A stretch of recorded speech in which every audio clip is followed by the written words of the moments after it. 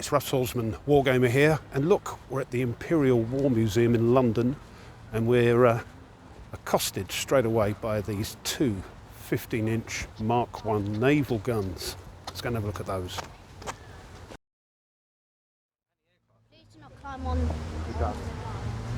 As you can see, these are huge guns. One was on the HMS Ramesses, I believe, and the other one, I'll put a note in the video. But look at the size of the shells.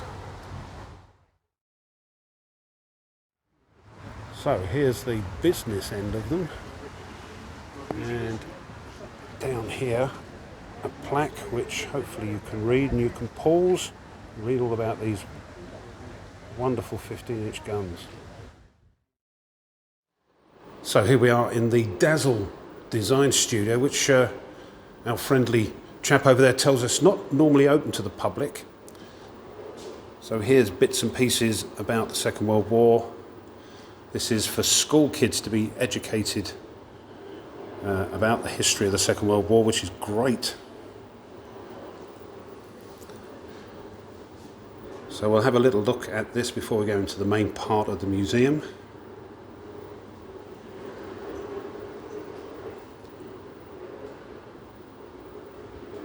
Mending and making, very important during the Second World War. Making do, mend and make do.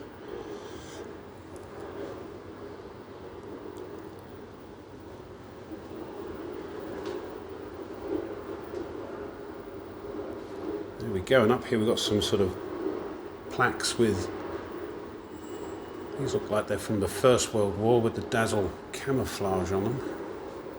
So there we are. Right, let's go into the main part. So here we are in the main hall of the museum, and look, Spitfire. And a Harrier in the dark. Down there, look at that, there's a V2. Wow.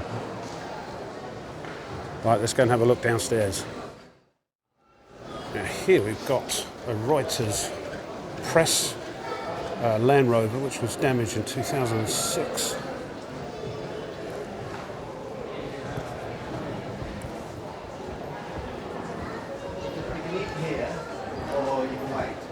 Look at that.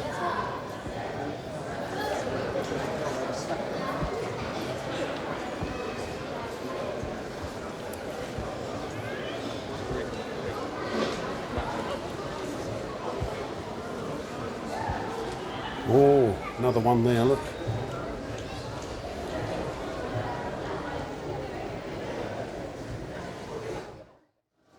Here we've got a Neri gun, 13-pounder.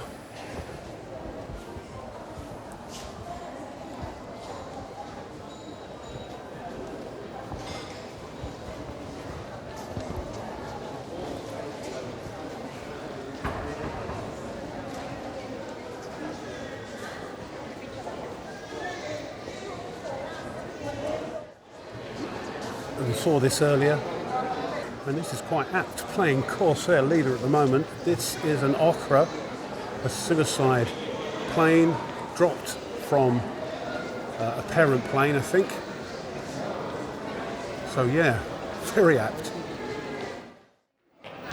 Look at that, T-34, the dreaded T-34.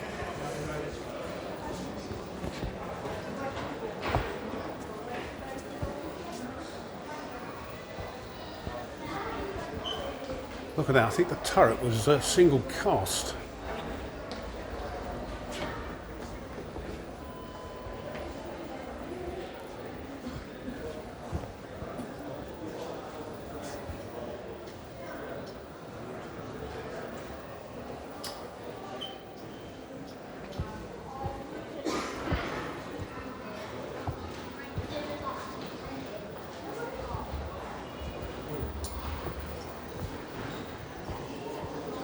There we go. Awesome. T-34. Yeah, I think this particular one was built, it says, in 1954. What have we got here? We've got a truck, possibly used by the long-range desert group. Seen better days. Poor old tyres. Don't touch it. Don't touch.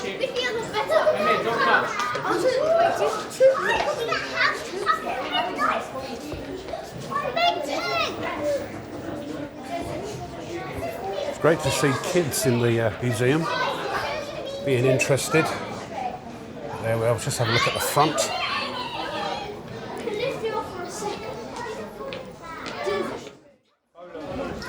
Here's the front. There's poor old tyres.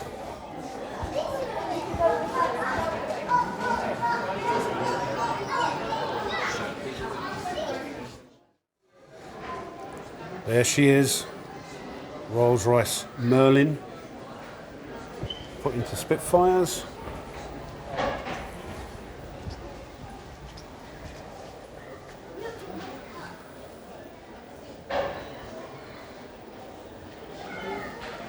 Beautiful looking thing.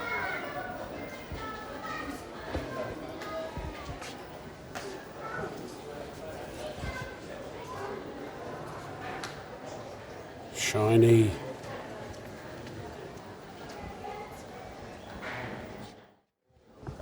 Here's something a bit special. Here's Monty's staff car. And there we are, that's what it says.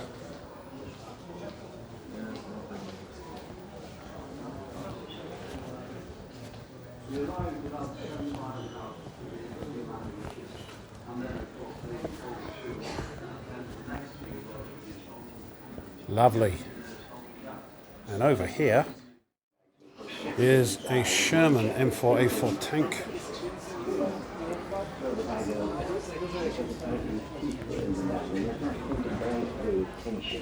And daylight came, this one looked round and there were thousands of ships, literally thousands of ships, and the plane was going over. Also in here you can hear that people are watching documentaries using real people that were there at the time. So fantastic. If you're ever in London, come and visit the Imperial War Museum. It's fantastic. What's this?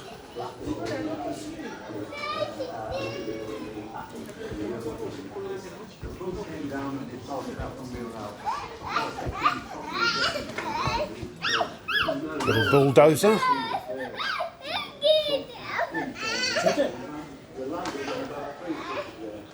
I don't think little 'un like to be put on top of the Sherman tank there.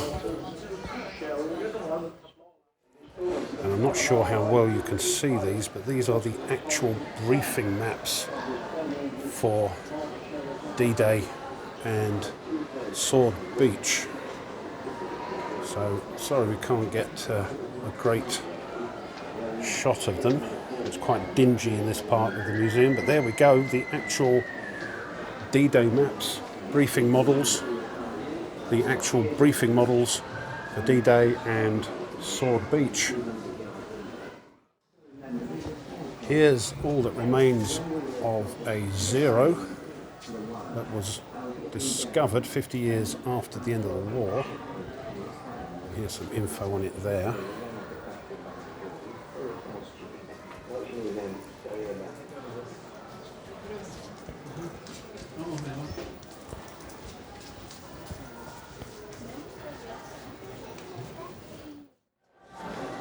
Here's a model made in the 80s of the All-Press family who lived in Stockwell, where I used to live as a kid. That's where I used to live, to walk to the Imperial War Museum.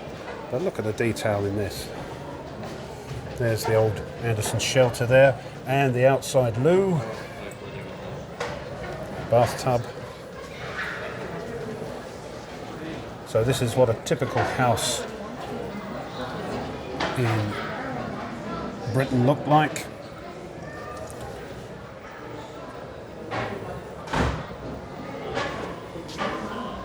Fantastic detail. Quite a posh house by the looks of it. There's the landing.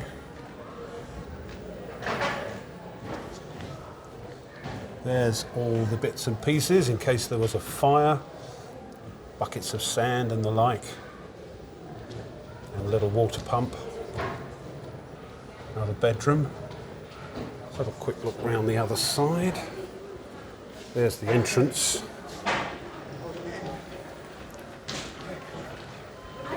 There's a disabled and baby toilet there.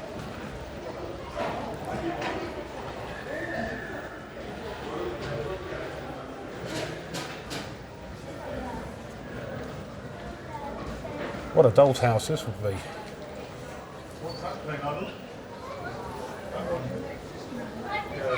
There's the kitchen. So that one is the Mangle. Those spin dryers. Friday night in the bathtub. There we are. Finishing off with the outside loo. Here we've got the Smith gun used mainly by the Home Guard, and it was turned on its side and these turned into wheels so it could be wheeled around and then put up like this and used as a gun.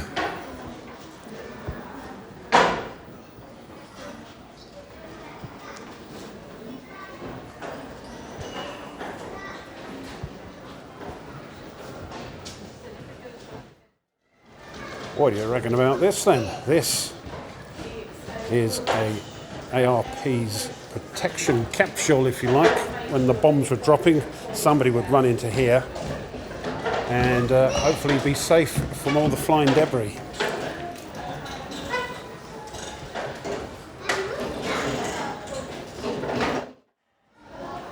Look at this. Anyone playing the Hunters? Here's a G7E torpedo. Now you know what they look like. Look at the size of it. Here, I think, is one of the manned Italian submarines that David Thompson's game by Stealth and Sea has in it.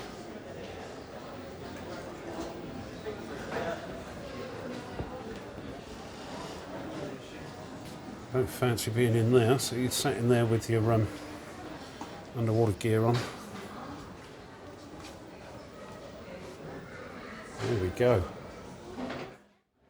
Here we are, the famous German 88 flak. Huge.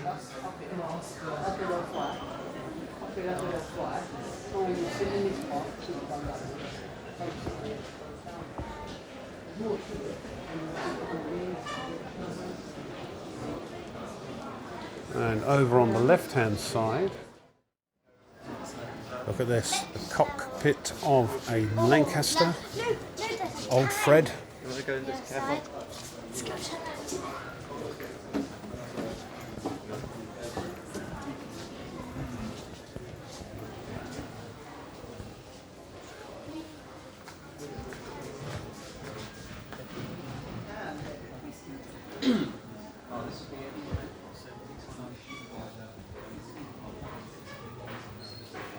Amazing.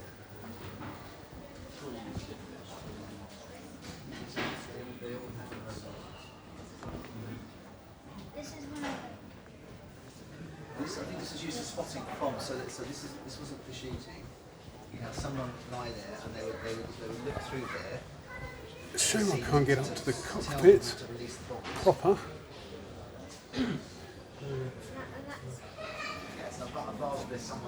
Let's have a look around the other side. Oh, look, bullet hole, I assume. Here we are, looking through to the cockpit. Amazing.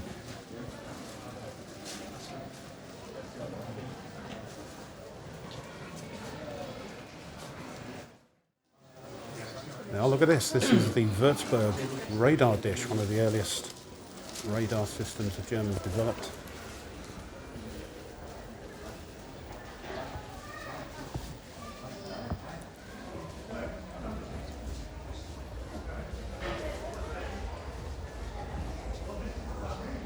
Oh, here we are.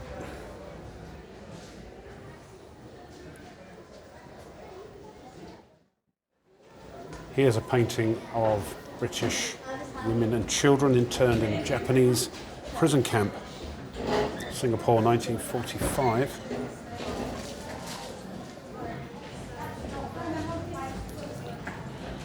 Painted by Leslie Cole, a British official war artist.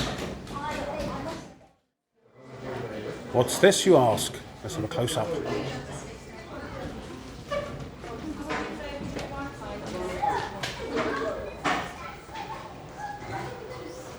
This is a bed sheet that was stolen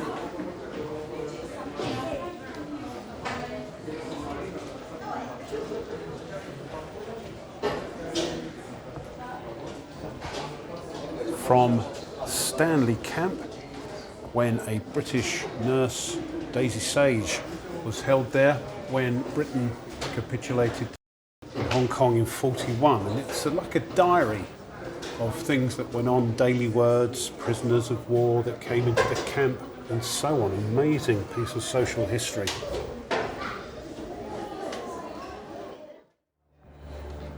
Here's the Thamesine, one of the smallest boats used to ferry guys off the beaches at Dunkirk.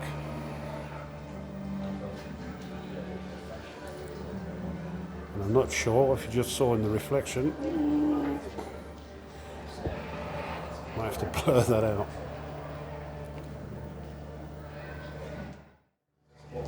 Here's a portrait of Muhammad Akbar Khan, one of the first soldiers from the British Empire to see fighting.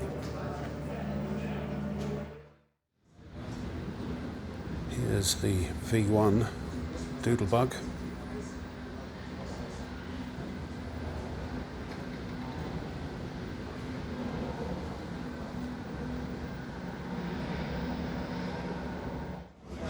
Here we are in the First World War section of the museum.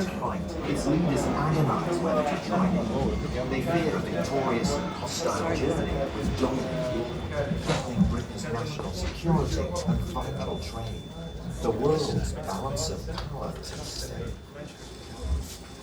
When Germany invades neutral Belgium, the argument for Britain joining the war becomes stronger. Britain has been promised to protect Belgium.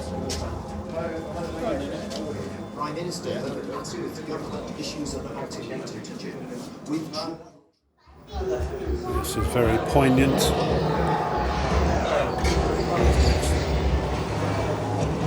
Here's this jacket, Company Sergeant Major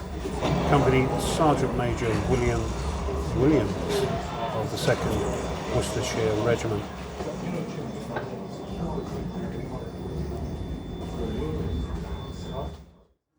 And here's the French 75mm quick-firing field gun.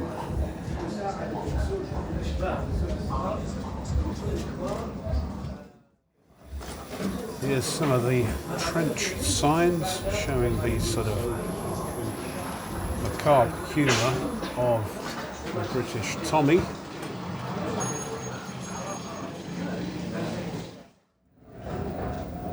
And here are some of the gas shells that were used from, it says there, April 1915. This is the barrel of a 5.5-inch gun from HMS Chester. And we'll have a look round the back, there's some more information on it. Here we are, I hope you can see that. There's the back end.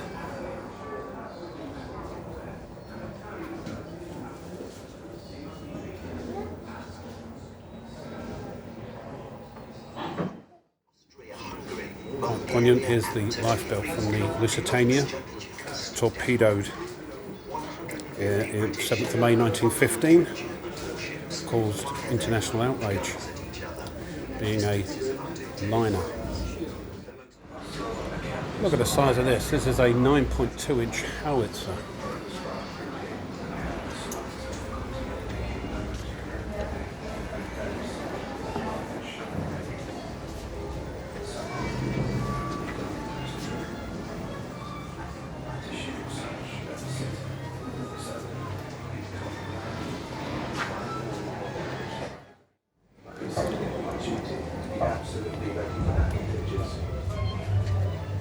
After about 2 minutes, he came up again with added boldness.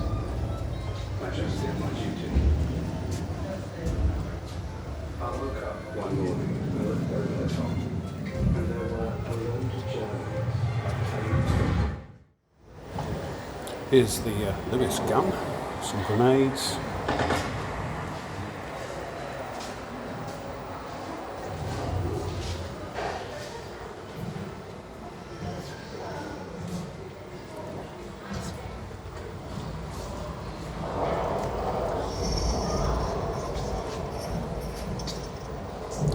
Yep, there she is, the Enfield. Look at this. And look at that.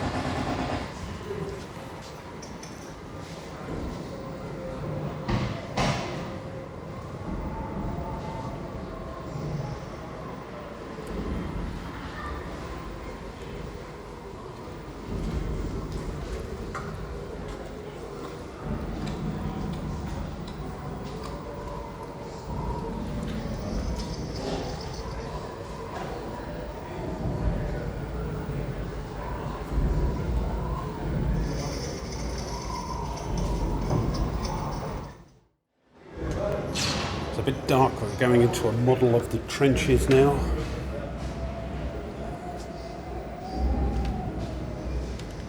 Peekaboo.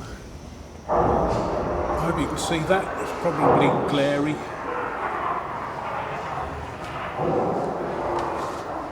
Look at that.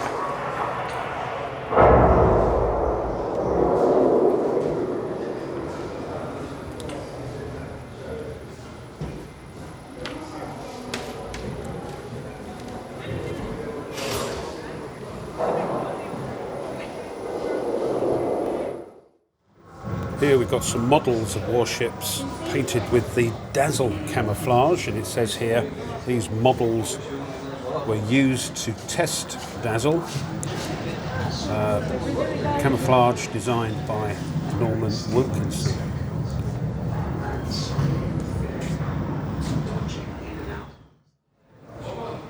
Very dark, but here's another shot with the bombs.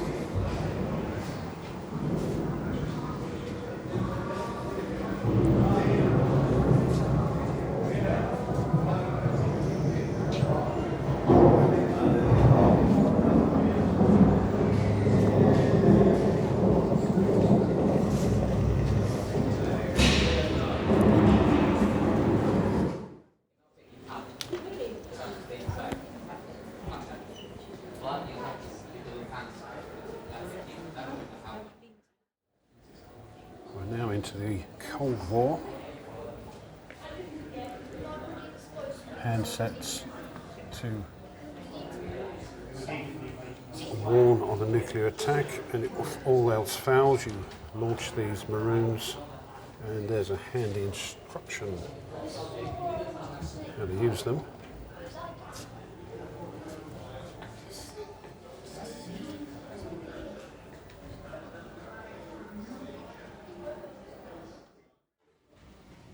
There we are, and those that are old enough to remember the Berlin Wall. Here's a model of a section. Bernauer Strasse, 1980.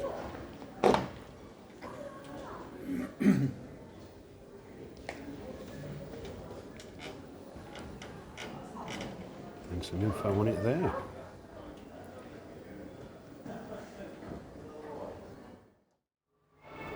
Here's some info about prisoners of war.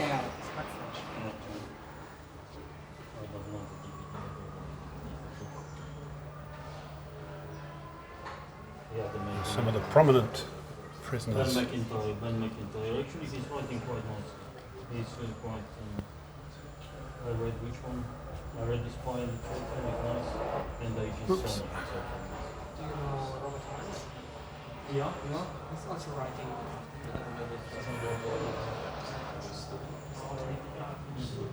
Red Cross parcel there. And some prisoner-made chessboard in pieces.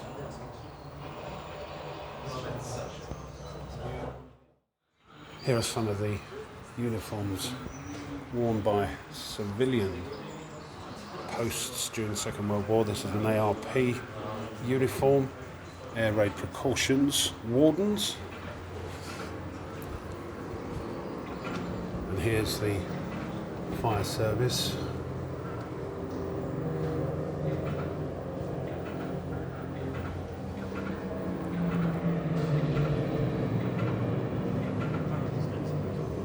The auxiliary fire service. And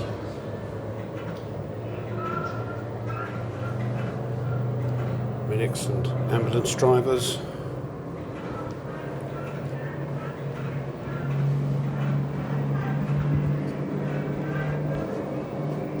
And the Women's Volunteer Service.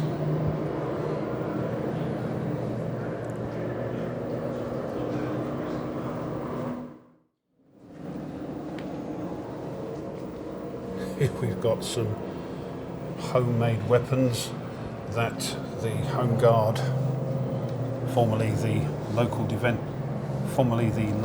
defence volunteers, would use.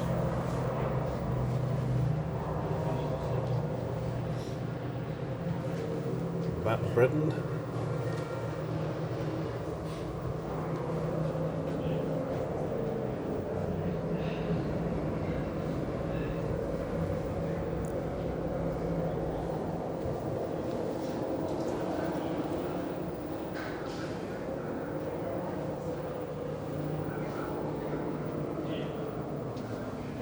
And some nice models here.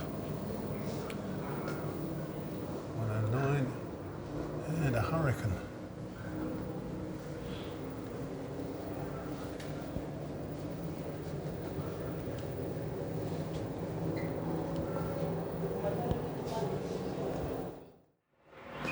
Here's Paul Nash's oil painting, Battle of Britain. Look at that. That's a Spitfire going over. So, and a mock-up of, I suppose, a 1940s house. There I am. Hello. Down here we can see the gas masks that were issued to everybody.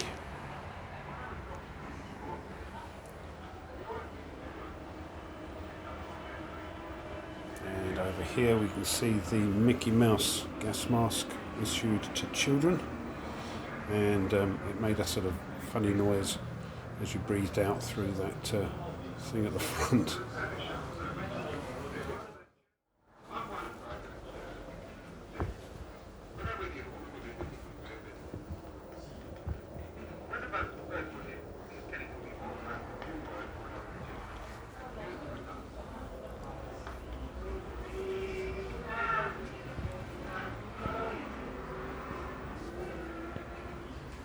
Some contemporary photos. Oh, who's that?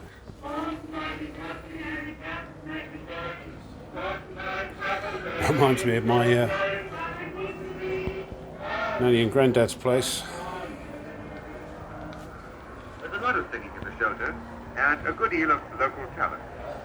Kathleen Collins, who was 11, gives a solo when called.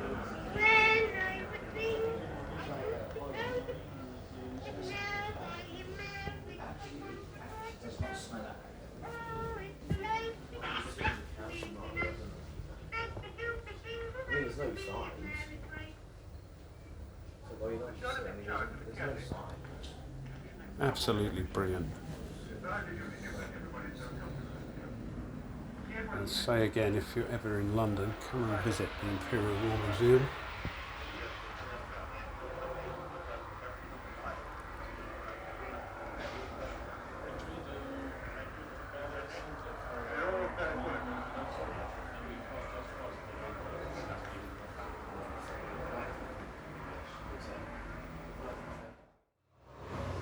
Another beauty, a 25-pounder. Painted looks like in the desert colours.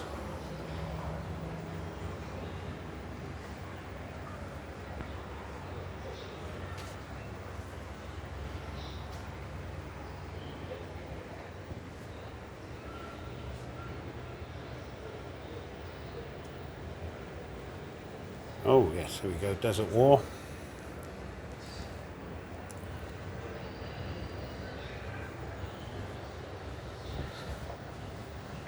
Little ukulele there.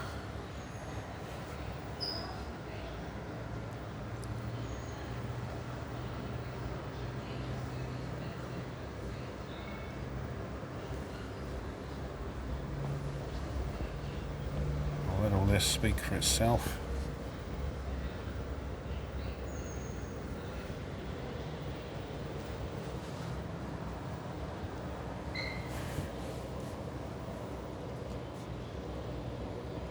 Range desert group again.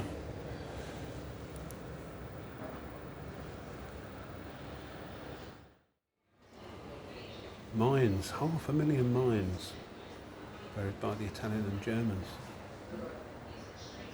And here's some examples.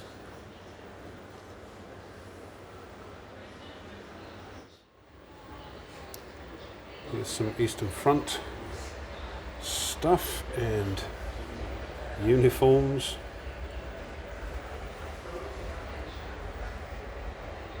Hope you can read that.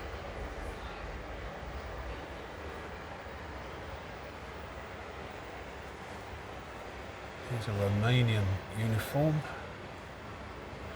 Quite dingy in here.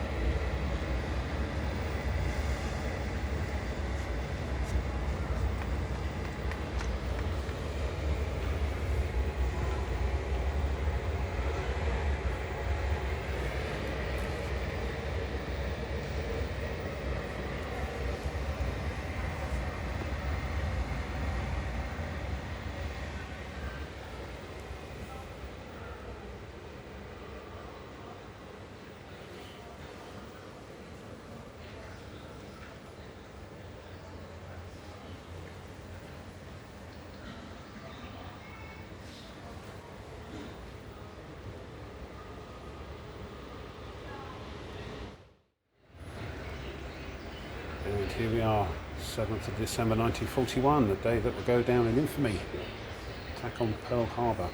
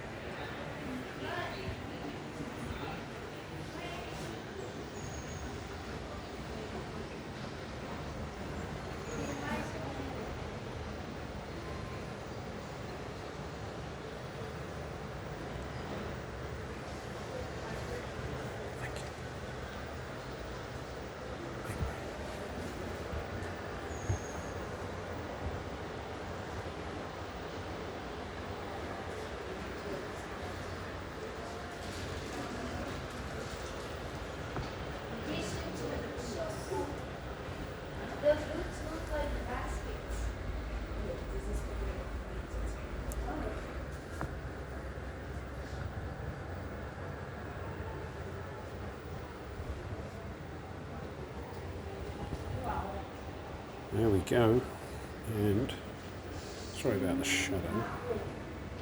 And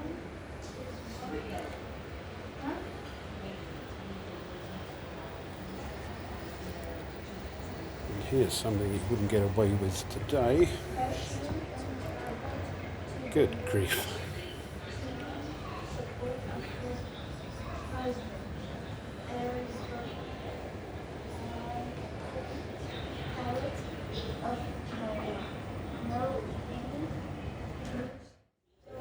here's a Japanese soldier's uniform, lightweight, built for the climate.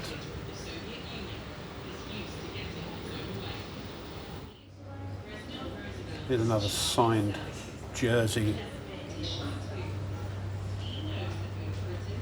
showing all the prisoners and bit of info here. And as it says, the act of signing their names was proof they had lived and would not be forgotten if they died in the camps.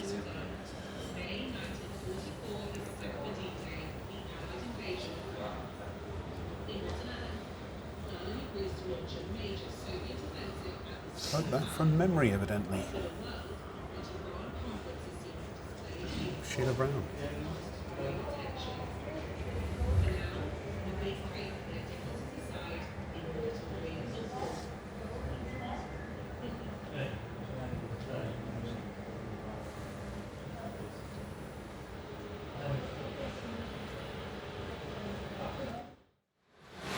A little bit on the Battle of the Atlantic, and we've got Commander Frederick Walker, whose nickname was Johnny Walker after the famous Scotch, was Britain's leading U-boat killer. He was driven very badly, and because of that he dies of a stroke in 1944, brought on by overwork. God bless him. This, I believe, is a hedgehog.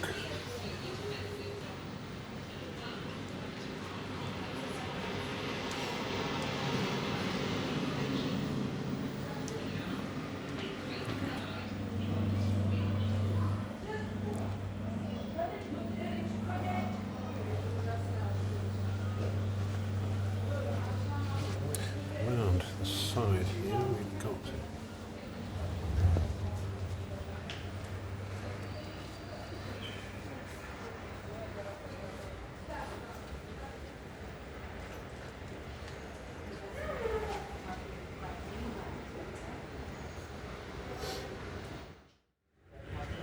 here's a nice display. Britain was under rations even after the war. And here's a typical week's worth of ration. Fish and chips and tea. Here's some Pacific Island info. This is quite poignant. This chap was studying economics, conscripted in 45 and ordered on a suicide mission. And as he waits for his order to attack, he writes a letter questioning why he has to die. Then he flies off next morning and points his plane directly at US ships at Katina Bay, Okinawa, and of course killed.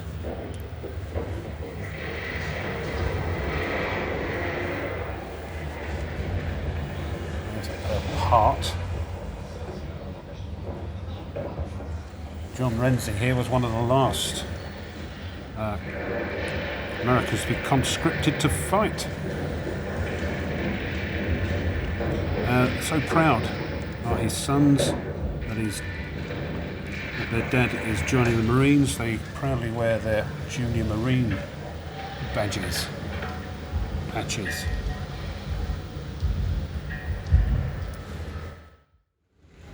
In case you wondered what they looked like, Operation Window dropped these aluminium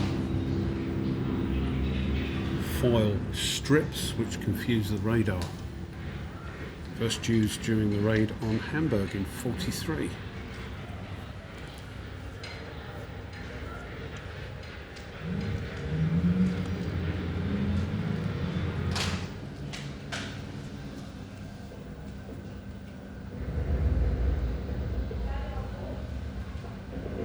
Billy Strachan, who sells, 18-year-old, sells his bicycle and saxophone to get from Jamaica to Britain to fight for the RAF for us as a gunner.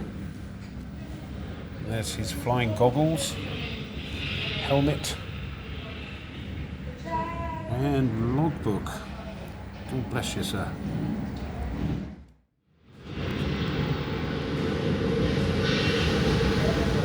And here's the Soviet 122mm howitzer.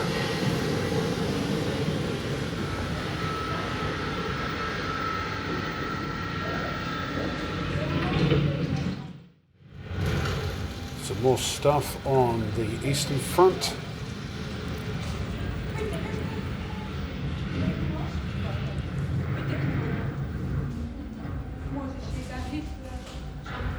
And here are the summer and winter uniforms for the Soviets, for the Soviet men and women.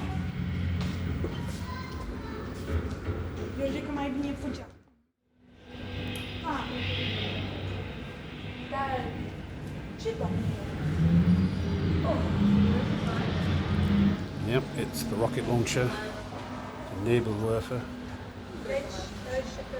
which caused tremendous amount of casualties to the infantry on the beaches.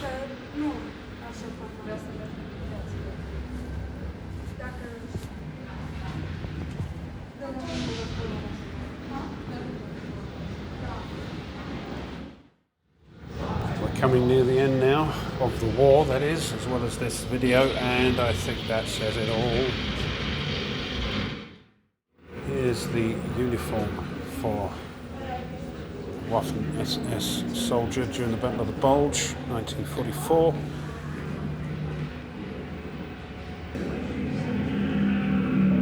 They wore camouflaged clothing over their uniforms and this sort of balaclava toque, is it called, to keep their face warm.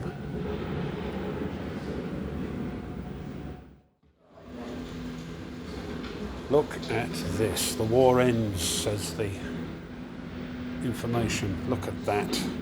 I may have to blur this out or re-upload it if it gets taken down because of it, but it's the real thing. And you can see there the damage. And over the other side, oh, there's some bullets. There's some bullet holes. And there it is.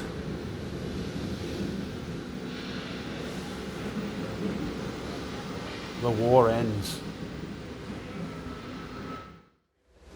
And there we go. Hope you enjoyed that visit to the Imperial War Museum. Much more to see. We say goodbye to the 15-inch Mark I naval guns.